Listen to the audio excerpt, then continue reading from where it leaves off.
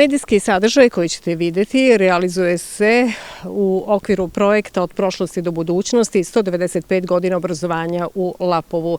Projekat je sufinansiran od strane opštine Lapovo i gradskog portala 034 iz Topole. Nalazimo se ispred osnovne škole Svetozar Marković u Lapovu. Aleksandar Šolević je profesor srpskog jezika u osnovnoj školi Svetozar Marković u Lapovo, a sa njom ću popričati o učeničkom parlamentu, ali i o samom srpskom jeziku koji se ovde izučava. Pa evo, najpre malo da popričamo o učeničkom parlamentu. Kako funkcioniše? Najpre dobar dan i dobrodošlica vašoj TV ekipi u školu Velikog srca. Ja se nadam da ste vi već dobili tu informaciju da volimo tako, da nas prvo drugi tako doživljavaju, a i da sa ponosom ističemo da smo škola Velikog srca.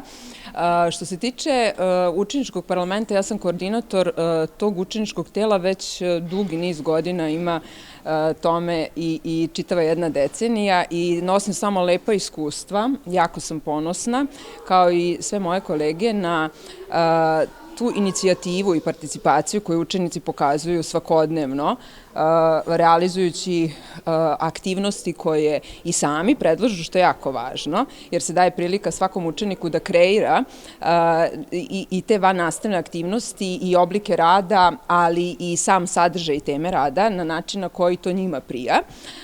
A sa druge strane ističem da se na taj način kroz te aktivnosti učenici u našoj školi integrišu, povezuju, neguju duh zajedništva, solidarnosti i humanosti, čemu svedoče mnogobrojne aktivnosti. Jedna od njih nas očekuje u ponedeljak i ja sam volela da ste u prilici, volela bih zapravo da ste u prilici da nas posetite i na delu vidite kako izgleda u stvari učenička participacija učeničkog parlamenta osnovne škole Svetozar Marković.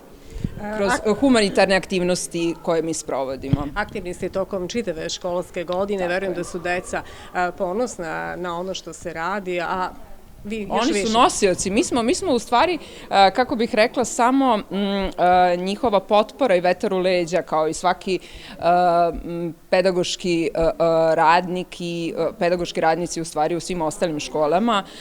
Nama je najveća satisfakcija da vidimo da ono što mi ponudimo deci kao ideju, oni sprovode u delo. Tako da je to ono na što smo mi zapravo najponosniji. Kao mentori, kao učitelji, kao njihovi saradnici na onim putevima i stazama kojima se kreću ka budućnosti koja ih čeka. Evo, ja sam u samom uvodu rekla, govorit ćemo o učeničkom parlamentu, ali i o srpskom jeziku koji se ovde uči. Deca od malih nogu, dakle, kreću od onih osnova, ali kad dođu u 5. razred, to je nešto drugo, dobijaju profesora, nastavnika, je li tako? Imate, verujem, i učenike koji učestvuju na takmičenju i kad je književna olimpijada u pitanju, takmičenje srpskog jezika, gramatika je tu. Evo, čuli smo da je jedna učenica izuzetno... Da, vi ste razgovarali. Jesmo, vi ste razgovarali ponosni ste na nju. Jeste. Anđela, ali ne samo Anđela, generacije unazad učenika i naših nastavnika, moram da pomenem, naravno njihove mentore, odnosno svoje kolege. Ja sam u toj generaciji mlađih, ali tu su kolege od kojih smo mi učili. To su najpre naši nastavnici, a onda smo mi to svoje znanje prenosili svojim učenicima i moram da kažem, eto da se pohvalim da zaista gotovo svake školske godine mi imamo na svim nivoima takmičenja izuzetno, što se tiče srpskog jezika, izuzetno ozbiljne plasmane. Stižemo naravno i do Republike, da ne kažem sa lakoćom, ali sa zadovoljstvom koje postižemo radeći sa učenicima i oni zajedno sa nama.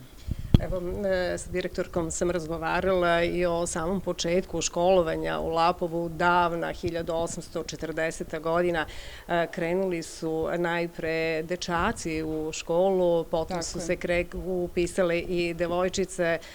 Nekako bilo je 1000 i nešto đaka, danas škola nešto manji broj učenika, ali to je problem svake sredine. Tako je, to je trend koji nažalost postoji u svim školama u Srbiji, međutim postoji jedan drugi trend koji mi volimo da promovišemo, a to je da, kao što rekoh, škola Velikog srca, ta atmosfera, taj duh topline koju kao jedan učitelj treba i mora da odneguje svako od nas ko radi sa decom, ko pretenduje, ko želi da radi sa decom, deca prepoznaju.